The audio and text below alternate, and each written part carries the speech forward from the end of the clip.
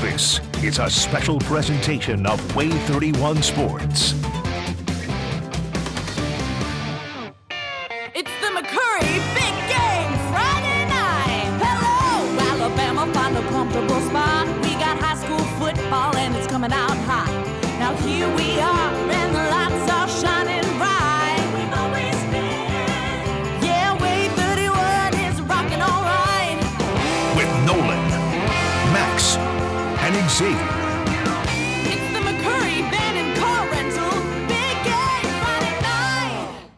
The River City rivalry, a matchup between two Titans. Decatur hosts Austin in this week's Big Game Friday Night Game of the Week. While in our rivalry game of the week, it's the defending 2A states taking center stage. Five hosts Geraldine to begin their 2023 season. Hello and welcome into the Week 1 edition of Big Game Friday Night, everyone. Nolan Knight here, joined by Max Cohan. Max, September is here. Football is in the air. That it is. Fall weather all across the state. That set the stage for a great night of high school football right here in North Alabama. And we had a busy night, so let's jump right in and get to our biggest game of the night, the game of the week. Yeah, we'll head to Decatur for a recap of our Big Game Friday Night Game of the Week, where Xavier Wary was on the sidelines. Nolan and Max, tonight's River City rivalry was an absolutely hard-hitting affair. Both teams wanted to come out and represent the city of Decatur loud and proud tonight. Now, both squads came into this one at 1-0, and one team was going to beat their crosstown rival, ensuring that they get bragging rights over the next year. Our Big Game Friday Night Game of the Week takes us to Ogle Stadium in Decatur, where the Red Raiders host the Austin Black Bears, and it's always nice to see the legend, former Decatur head coach Jerry Adcock, lead the coin toss. But the Red Raiders have a new head man now, Coach Aaron Savage, in his first River City rivalry game. To the action we go. First quarter, Jason Davis connects on this pass to Kenneth Joshua. That play would get the crowd going and put Austin deep in the red zone. And just a few short plays later in the Wildcat formation, Gavin Fuqua would take the snap, find his way in the end zone. Austin up 7-0. And get this, that would only be the beginning for Fuqua. On a later Black Bears possession, he takes the handoff, sheds one Decatur defender, makes another one miss before he's brought down for the big gain, and he's loving every moment of it. But Decatur's defense has some fight deep in their own territory. They jar the ball loose and force the fumble, taking control of the possession. And on the ensuing drive, Braden Dupper lasers this one to his tight end, Wyatt Smith, for the first down. But again, another drive that stalled for Decatur, an all-too-common theme for them in the first half. And Austin would capitalize. Fuqua gets a good block from the O-line and outruns the Decatur defense en route to his second touchdown of the half. And Austin dominates in this one, defeating their crosstown rival Decatur 35-3. And I'm with Austin Black Bears head coach right now, Jeremy Perkins. Coach, you just beat your crosstown rival. You know, talk to me about what that means for you and your program. Well, it means we're 2-0. We got to have a short memory. We got to put this past us. Get ready next week because we got region play started. And Coach, final question for you. What did you like out of your ball club tonight? Well, we responded to come out in the second half, kind of made a statement drive. I was proud of that because we kind of, didn't play real well in the second quarter. We opened the game up well, didn't play well in the second quarter, made a lot of mistakes, and then came back and put the game away. You put the game away, and your group is celebrating tonight, man. Congratulations, Coach. Thank you. And the Austin Black Bears, they advance to 2-0 on the season, giving Decatur their first loss of the year. The Red Raiders are now 1-1 on the season. Decatur also goes into region play next week. They will take on Athens, and as we just mentioned, Austin will be taking on their region foe, Sparkman. I'm reporting in Decatur tonight. Xavier Wary, Way 31 Sports. All right, thank you, Xavier. So there you have it. The Black Bears move to 2-0 with the big win. Yeah, certainly a team to look out for this year. That game, not the only 7A, 6A showdown at Joe Davis Stadium tonight. There was another one. Grissom debuting American football for the first time at the home of HCFC. The Tigers hosting the Trojans of Hazel Green. Both the Tigers and Hazel Green looking for their first win of the year. And tonight, even Mayor Tommy Battle in attendance for the big day. And Hazel Green was hoping to get something going early. Nice completion for Franklin Anderson, but the ball is popped out. Grissom hops on top of it, and they would capitalize. A few plays later, Seth Leeburn under center. He powers his way in for 6. Grissom on the board early. Now, although the Trojans struggled tonight on defense, they did force this turnover. David Gentle comes up with the loose football. but they would go 3 and out, and the Tigers were knocking on the door again. Jace Portal on the counter. He's around the right side. He's down the sideline. He's in for the score. The Tigers get their first win of the season, taking this one to Hazel Green tonight at Joe Davis, 42-7. Keeping with those 7A, 6A games, let's move out to Athens. Bob Jones hoping to get their first win, while the Golden Eagles were looking to move to 2-0. Now the Eagles can fly, but they stick to the ground game early. Silas Jones on the carry, and he has a lane, but the Patriots won't let him too far into enemy territory before bringing him down. A little later, it's the Golden Eagles' chance to charge the ball, swallowing Tyron Washington as Athens swarms their prey. They might have had 10 guys in on that tackle. Later, the home squad would again stick to the ground. Jayshawn Riggle with the wiggle, but that won't get him too far this time. But it would be enough for the Eagles to wiggle away with this one, 35-28. Now talk about a big win. Bob Jones last week, their first loss was to Muscle Shoals. The Trojans looking good this year, but their biggest test of the year might have taken place tonight. They hit the road to take on Florence this evening, and man, did this game turn out to be a slugfest between two of the best defensive teams in the state. Leo Glover takes this one for himself for Florence. Nothing going. He's pushed out of bounds, and again, he would call his own number. And again, Glover comes up short of the first down marker. Muscle Shoals, they would try to get something going on their side of the field, but the Florence defense had as much success tonight. Both teams struggle to move the ball, but the Falcons, they never find the scoreboard. It's Muscle Shoals that takes this one at home. Look at this final, 9-0. I should say the Trojans get the win on the road. For the past 2 seasons, Hartselle has been one of the teams to beat in 6A with back-to-back region titles, but after a Week 0 loss, the Tigers were hoping to get back in the win column as they welcome Jackson Olin to town tonight. Jumping in down 20, the Jackson Olin Mustangs quit the passing game and take a big run down the field, with Marquarius Davis doing all he can to get them into scoring position. Inching closer to the end zone for their first score of the night, a bad snap leads to a turnover. Porter Simmons scoops it, and it looks like Hartselle is about to get another TD, but an illegal hit in the backfield stops what could have been a massive possession. Luckily, they could still get into the end zone, and Hartselle does. You know who it is. Rye Fletcher stopped just before the end zone this time, but it's still a big gain. Next time he's got the ball in his hands, he says, guess what? You're not stopping me this time. The Tigers get across the line as Hartselle takes this one 35-8, picking up their first win of the year. All of our 7A schools were in action tonight, and as always, Class 7A Region 4 expected to be wide open at Huffman tonight. The Senators take it to Huffman on the road, making a 65-0 win for the Senators. They move to 2-0. Look out for them. Here's a look at the other scores from our 7A schools in action tonight. Albertville, they were at home, but they fought a Boaz 48-7, while Huntsville, they were also on the road. They were taking on Oxford. They fought to the Yellow Jackets 35-6. Those, of course, just a handful of the scores and games that we're going to get to tonight. But when Way 31 returns, we take our trip to Fife for our big game Friday night rivalry game of the week. It's Fife-Geraldine next. Stay tuned for a big game Friday night. Go!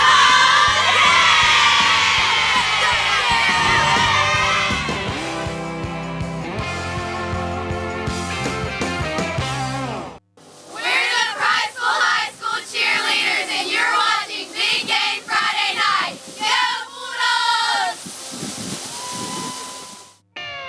It's the McCurry Van and Car Rental Big Game Friday Night. Welcome back into Big Game Friday night, everyone. Week 1 of the high school football season is here, and there were already some great rivalry showdowns to keep an eye on. Hey, you say that again. Maybe none bigger than the showdown at Fife. The Red Devils hosting Geraldine tonight, and it was the Geraldine defense that really impressed tonight. They came up big time and time again to help build a 17-0 lead. That offense pretty good too, like Jackson Colvin at quarterback. Check him out here. He makes a play, finding John Beck Wade in the flats. That drive would end up stalling, and Fife would need to get something going. They're down 17-0, and so they give it to Ryder Dipson. Takes this handoff. He's in for the score, the first touchdown of the season for the Red Devils. But that would be it. The Geraldine Bulldogs are the ones that end the longest winning streak in the state again. Bulldogs 17, Red Devils 6. Fife moved to 0-1 for the first time in a decade, and head coach Michael Davis was proud of his team. Oh, this is the closest group that I've ever been around, you know, as a player or as a coach. Truly a brotherhood, and when times get hard, they continue to fight with each other. You know, they had a little adversity there at the end. I felt like Fife got a little momentum, and they bowed their back defensively and did what they needed to do in order to get the win.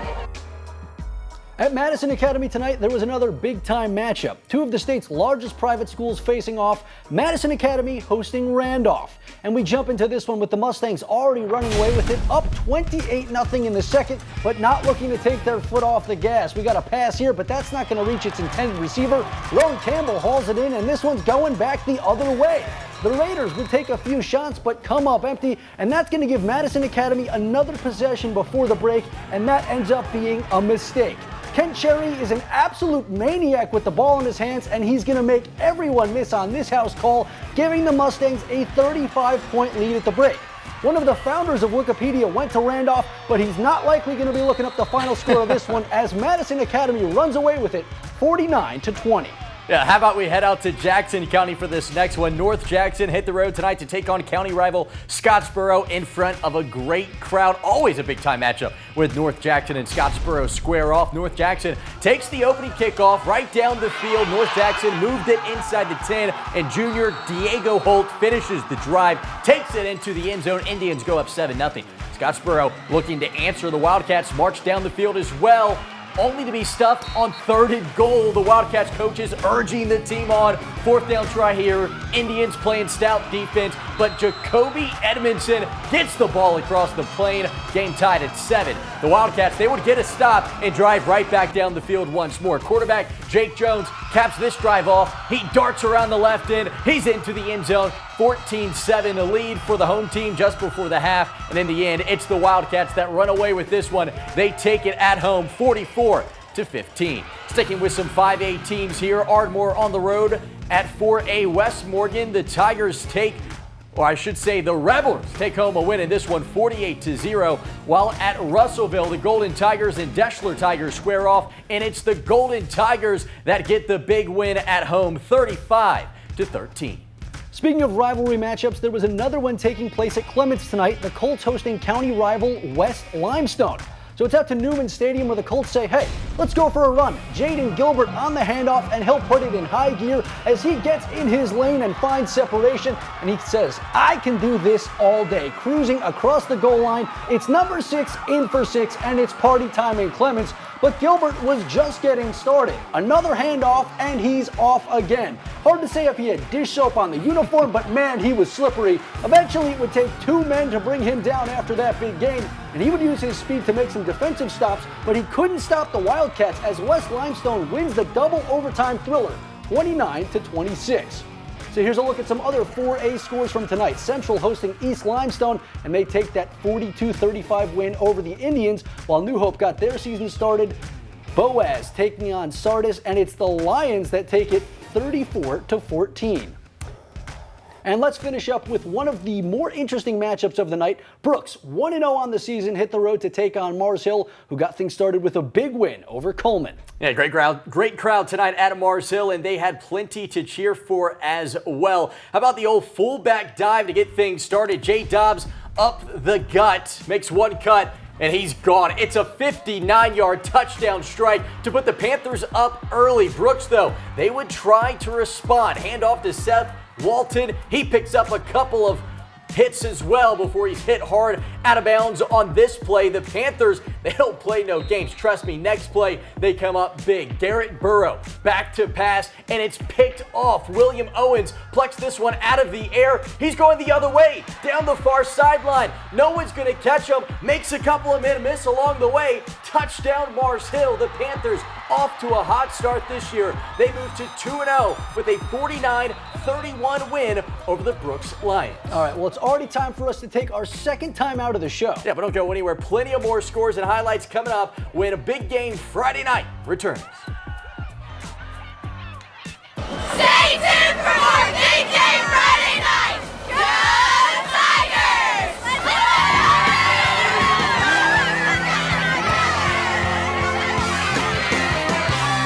It's the McCurry Van and Car Rental Big Game Friday night. This is the Decatur High School Marching Band, and you're watching Big Game Friday Night on Way 31.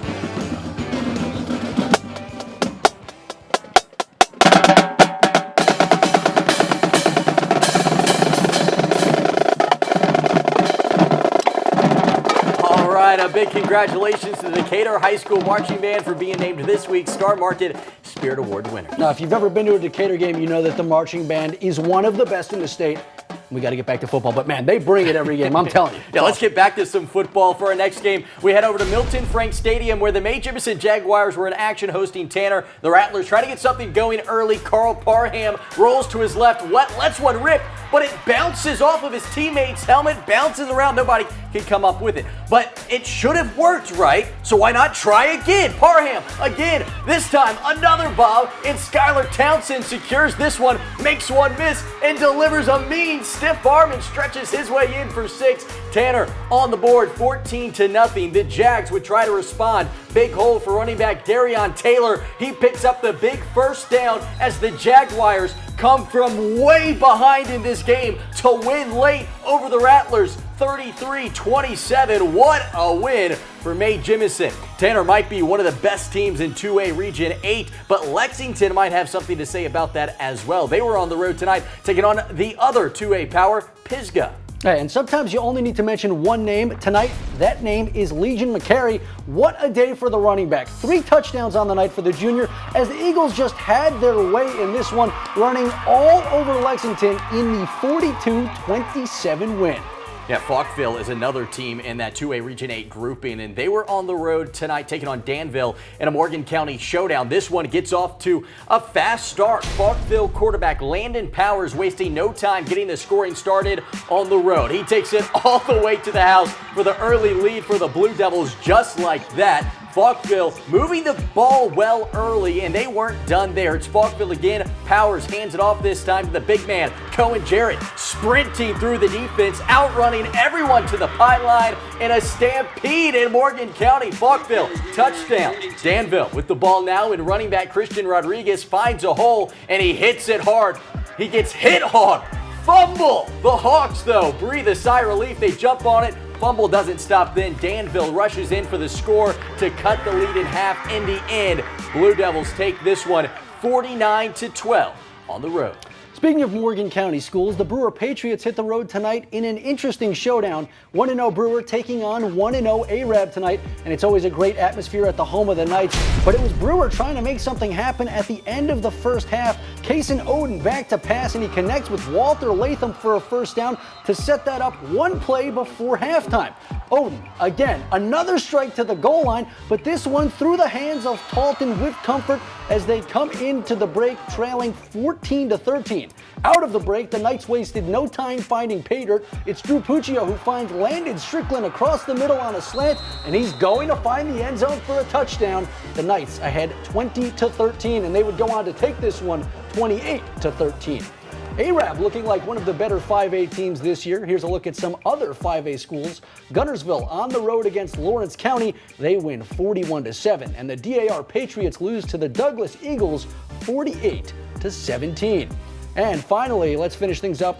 The Priceville Bulldogs were at home tonight looking to bounce back from a Week 0 loss. Yeah, Priceville with some big shoes to fill following that 11-1 season from a year ago, but they had their hands full tonight, especially when Barrett York was under center. The big QB showed off the strength and speed on the direct snap here. No points on that drive, so the Bulldogs give it a try. A sweep to Riley Wagg will take this one to the outside as he gets things moving, but that would be another empty drive. Eventually, it would be the Aggies that broke the stalemate as Elijah Frost pulls out the cool move for 6. The Aggies, they would go on to shut out the Bulldogs tonight on the road, 35-0.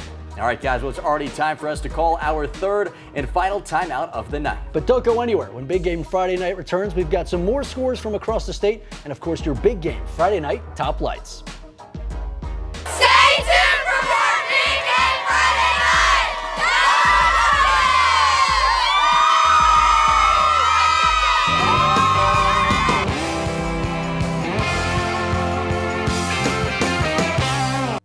You're watching Big Game Friday Night! Go Raiders! Let's go Raiders! It's the McCurry Van and Car Rental Big Game Friday Night. All right, welcome back into Big Game Friday Night. Everyone, thanks for tuning into tonight's show. It was a busy night tonight for high school football. That's right. We still have plenty of scores to get to. At Hatton, the Hornets win over the Columbia Eagles 26-7. A couple area teams were out of market tonight, like Buckhorn. The Bucks traveled down to take on the Helena Huskies and fell 55-7 in a non-conference matchup. Yeah, that Class 6A Region 8 could be wide open this year. Fort Payne, another school that's hoping that they could claim the region title this year. They were in action taking on Etowah. They get the big win, 54-26 on the road tonight. And of course, tomorrow is a big day in the state, as well as both Alabama and Auburn kick off their 2023 campaigns at home. I'll be on the sidelines in Tuscaloosa covering the Crimson Tide showdown with Middle Tennessee at 6:30. And Nolan, you'll be on the sidelines of the start of the Hugh Freeze era down on the Plains. Auburn hosts UMass to start their season at 2:30. Yeah, can't wait. A couple other big games. A&M, they're on the road taking on Vanderbilt yeah, in Nashville, Nashville, in the Music City. Way 31 will be on the sidelines for that game. And of course, the UNA Lions. The Brent Dearman era gets underway in Florence, their first home game, as they will take on Chattanooga. Can't wait for those games. All right, how about before we go, we'll give a quick shout out to our radio sponsors for making tonight's show possible. And of course, a massive thank you to everyone that helps make this show possible, from production to our EP, executive producer Sarah Jones, to our shooters on the sidelines, our monster on the mountain, Clayton, Luke Frazier, who helped us out tonight getting some scores in as well. Big shout out to him. This show would not be possible without them. A big thank you to everyone that tunes in each and every week as well. And to finish this week's show, we'll end things the same way we do every week with our big game, Friday night Top Lights. Good night, everybody.